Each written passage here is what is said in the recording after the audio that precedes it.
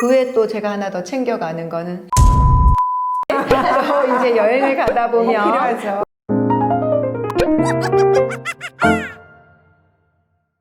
안녕하세요. 약사들이 알려주는 약에 대한 솔직한 이야기, 약보다 더 좋은 생활 건강 꿀팁, 닥터 프렌드 오리지널 컨텐츠 약사들의 수다에 오신 거를 환영합니다.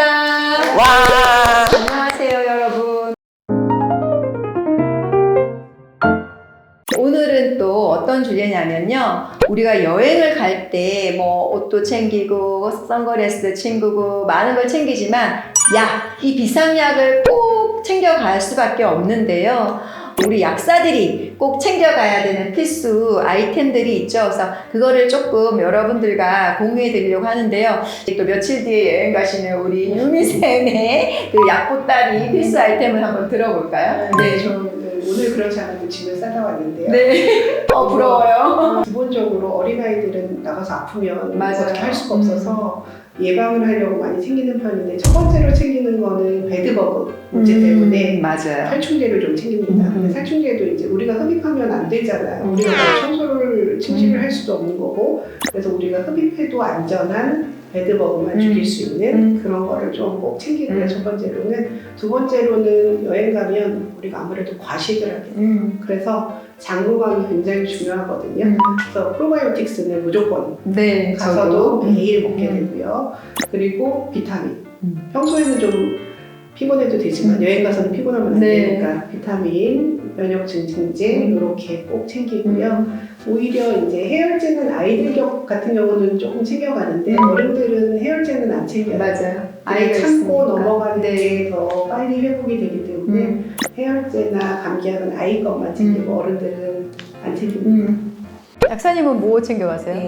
저는 이제 연세가 많으신 분들하고 여행할 때가 많거든요. 네. 그래서 갑자기 이제 혈압이 있거나 이런 분들이 우황청심환을 네. 써야 될 때가 있어서 운동약으로. 항상 우황청심환을 한두 개 챙겨가서 실제로 막 그 심근경색이 올 때 쓴 적도 있어요. 한에서 약을 구할 수 없는 데서 제가 그걸 먹여갖고 네. 이제 응급 상황을 해준 적이 있거든요. 그래서 그렇게 우황청심환을 꼭 챙기고요. 그 다음에 이제 비행기 타고 갈 때는 비행기 탈 때 또 이렇게 어려움이 많잖아요. 아르기닌 제제를 혈관 확장 작용이 있기 때문에 그거 꼭 챙기고요.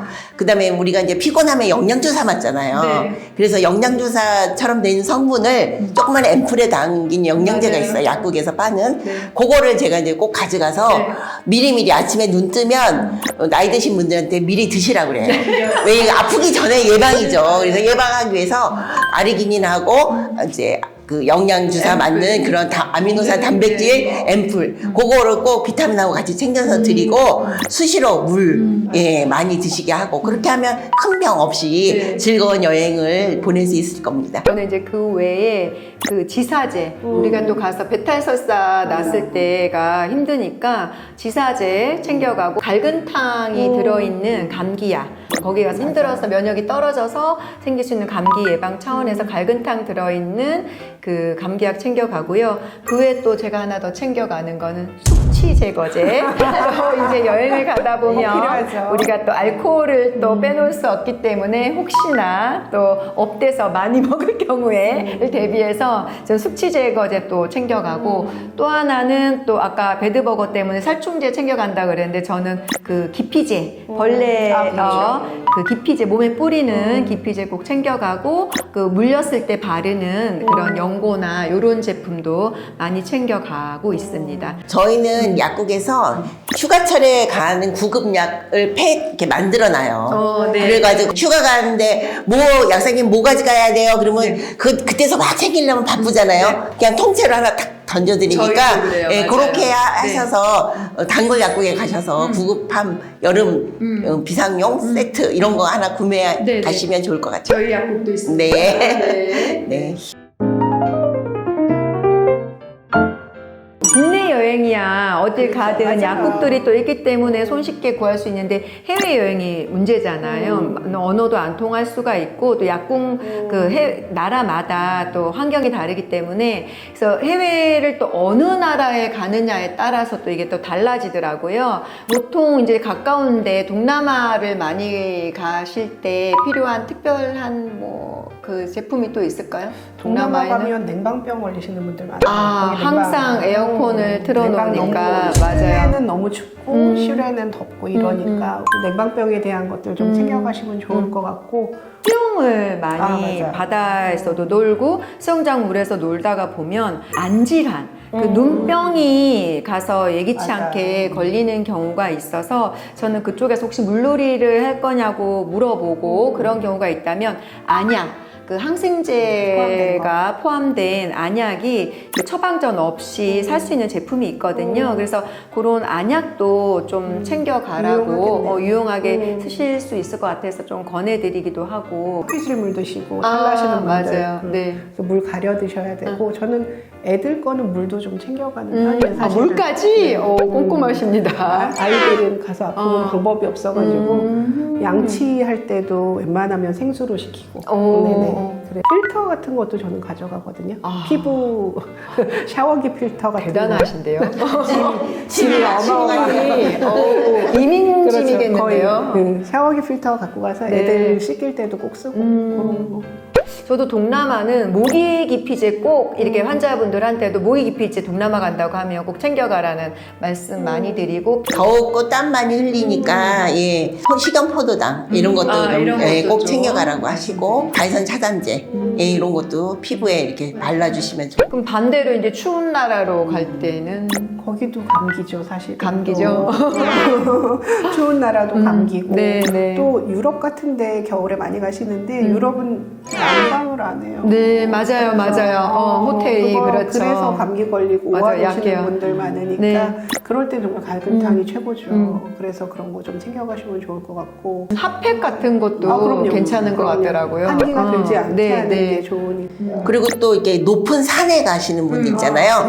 고산병. 예, 그래서 그럴 땐 아르기닌 제제 이런 것도 좀 챙겨가시고 뭐 비아그라 이런 것도 예, 처방받으신 분도 있잖아요. 그래서 그런 것도 함량이 좀 낮은 것도 있거든요. 5ml짜리 뭐 이런 것도 있으니까 그런 것도 필요하시면 심장 쪽에 문제가 있는 분들은 그런 것도 좀 챙겨가시면 좋을 것 같아요. 맞아요. 그 고산병이 사실은 높은 데 올라갔을 때 이게 호흡이 가빠지면서 그 산소 포화도가 떨어져서 그 힘든 케이스인데 이 산소의 어떤 몸의 흡수율을 높여주기 위한 제품으로 철분제. 철분제가 이 헤모글로빈을 만들어주면서 이 헤모글로빈이 하는 역할이 산소를 운반하는 거거든요. 그래서 그 적혈구를 많이 만들어줄 수 있는 그 철분제 많이 추천해드리고 그 외에 이제 식물성 오메가3 이 세포막을 그 좋아지게 하면서 또 산소의 유입을 높여주기 때문에 산소 자석이죠. 식물성 오메가3. 그래서 그런 세 가지 영양소를 좀 챙겨가시는 것도 네.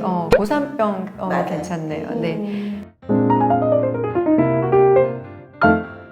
여행 중에 잔뜩 챙겨간 이런 약들 어떻게 보관해야 되는지 이게 또 여행 가방에 싸서 가다 보면 쉽지 않을 것 같은데 또 우리 이민 가방으로 챙겨가시는 우리 최은미 약사님 특별히 약 보관하는 방법이 있으세요? 저는 조금 여러 번 패킹을 하는 편인데 액상으로 된 약 가져갈 때는 그건 눌려서 터질 수도 네, 있잖아요. 네, 그래서 네, 그거는 별도로 지퍼백에 종류별로 소분을 하고요. 그리고 요새는 이렇게 파우치가 네. 좀 힘이 있는 파우치들이 나오는 게 맞아요. 있어요. 약간 온도도 조절해 줄 수 있고 그런 온도까지 네. 아이스팩 같은 그런 그렇죠. 패키지. 아이스팩 같은 것들이 이제 손잡이 없이 그냥 쓸 수 네네네, 있는 맞아요. 그런 것들. 그런 안에 보통 약을 넣어서 네네네. 가요. 왜냐하면 비행기 안에서도 뭐 기온 네네네. 변화가 크고 그러네요. 그래서 약이 또 변질될 수도 있고 그렇기 때문에 그런 거 안에 넣어서 하고요. 가서도 또 보통 보관을 따로 하죠. 서랍 같은 데다가 그냥 네네. 가방에 두지 않고.